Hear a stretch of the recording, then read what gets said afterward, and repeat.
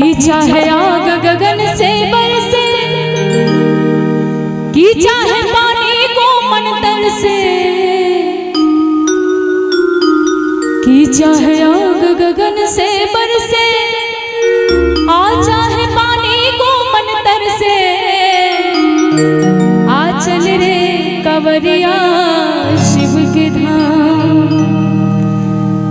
चल रे कंवरिया शिव के धाम, कि चल रे कंवरिया शिव के धाम, कि चल रे कंवरिया शिव के धाम। और बोल बम के रास्ते में एक ही मंत्र है, बोल बम बोल बम बोल बम का नारा है, बाबा एक सहारा है। कहते हैं बोल बम बोल बम बोल बम बोलते कुछ न लगेगा मोल, बोल बम बोल बम बोल बम बोलते कुछ न लगेगा मोल, बोल बम बोल बम बोल बम बोलते कुछ न लगेगा मोल।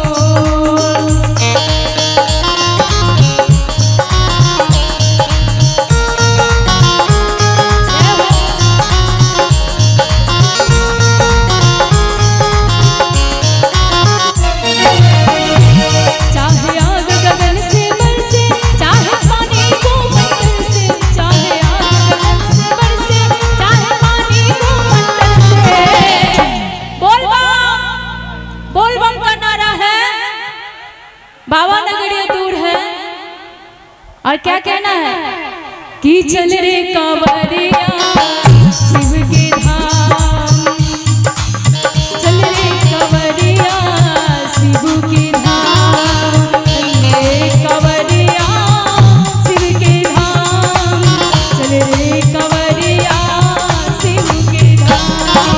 बोल बम बोल बम बोल बम बोल तेरे कुछ न लगेगा मोल, बोल बम बोल बम बोल तेरे कुछ न लगेगा मोल। बोल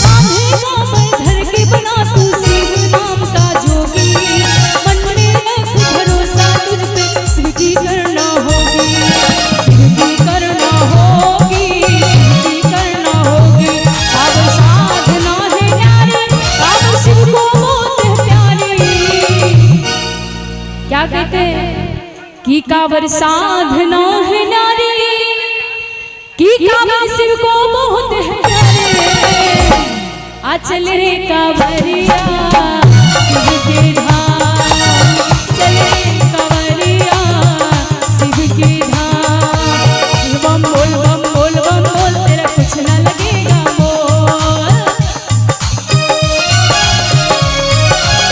जय हो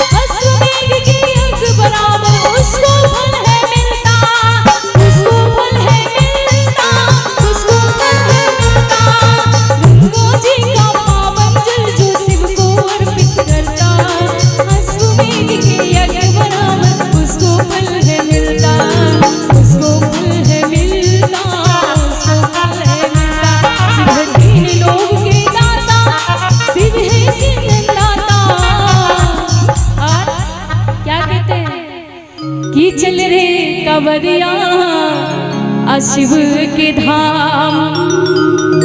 और ताली बजा के बम जी बोल बम का नारा है, बाबा एक सहारा है। कि चल रे का